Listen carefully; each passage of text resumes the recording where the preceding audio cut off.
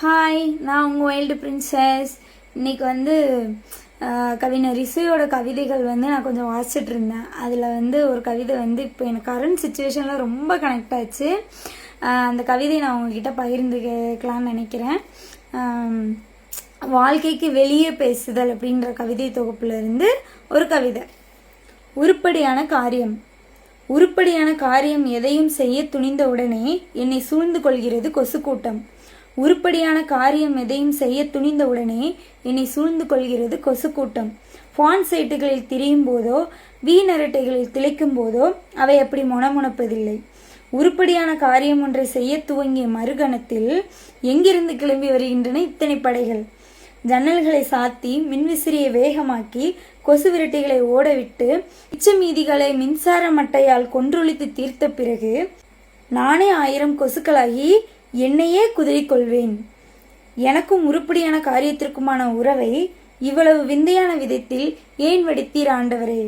எனக்கும் உருப்படியான காரியத்திற்குமான உறவை இவ்வளவு விந்தையான விதத்தில் ஏன் வடித்தீர் ஆண்டவரே அப்படின்னு கவிஞர் கேட்காரு. அதாவது நம்ம ஒரு உருப்படியான ஒரு காரியம் செய்யலை, ஒரு வேலை பண்ணணும் அப்படின்னு நினைக்கல, ஏதாவது தொந்தரவு வரும்ல, அப்போ நம்ம சொல்லுவோம்ல, என்ன சொல்லுவோம், இந்த கொசு தொல்லை வேற, நம்ம ஒன்று செய்யலாம்னு நினச்சா இது வேற தொல்லை பண்ணிக்கிட்டு இருக்கு அப்படின்னு சொல்லுவோம்ல. அந்த ஒரு வார்த்தை, இந்த கொசு தொல்லை வேற, அந்த ஒரு வார்த்தையை வச்சுட்டு தான் இவர் இந்த கவிதையை எழுதியிருக்காரு. இங்கே கொசுங்கிறது கொசு கிடையாது, கொசு ரூபத்தில் வரக்கூடிய தொந்தரவுகள், தொல்லைகள், உருப்படியான காரியத்தை செய்ய விடாமல் வரும்ல, அதை பேஸ் பண்ணி இவர் இந்த கவிதையை எழுதியிருக்காரு. இப்போ இது எப்படி நான் என்னோட கனெக்ட் பண்ணுறேன் அப்படின்னா, இப்போ நான் நெட் எக்ஸாம் படிச்சுட்டு இருக்கேன். இப்போ எனக்கு படிக்கணும்னு போகிறதுக்கே அவ்வளோ ஒரு தொல்லைகள், அந்த கொசு தொல்லையை தாண்டி நான் படிக்கணுன்ற ஒரு சூழல் உருவாகிறது. அதில் ஃபஸ்ட்டு எனக்கு பிடிக்கவே பிடிக்காது இந்த கல்யாண கொசு தொல்லை.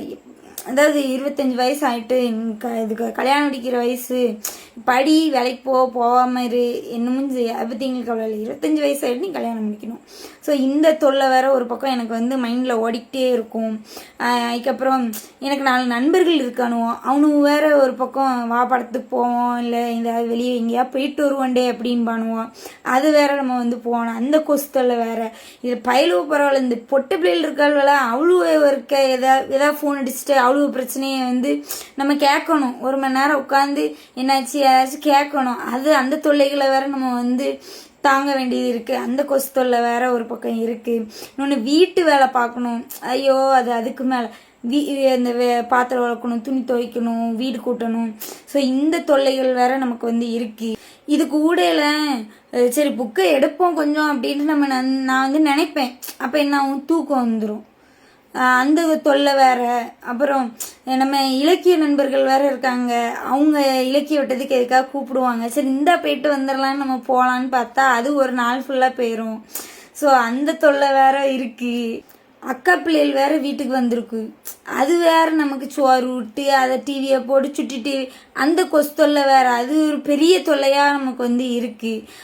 சரி இதெல்லாம் தாண்டி அப்போ ஃபேஸ்புக் அது வேற ஒன்று இருக்குது. ஃபேஸ்புக்கில் ஏதாவது போஸ்ட் பார்க்கணும், ரீல்ஸ் பார்க்கணும், எதையாவது வாசிக்கணும், அதில் ஒரு டைம் போயிடும். அந்த தொல்லை வேற ஒரு பக்கம் வரும்.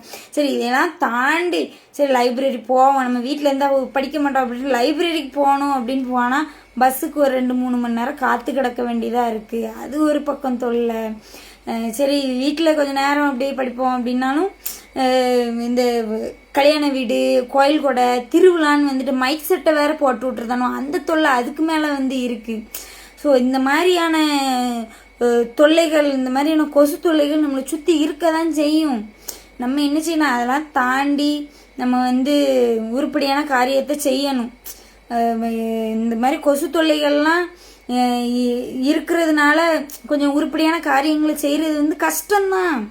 பட் என்ன செய்ய முடியும், நம்ம இதெல்லாம் தவிர்த்துட்டு நம்ம உருப்படியான காரியத்தை எப்படியா செய்ய தான் செய்யணும்.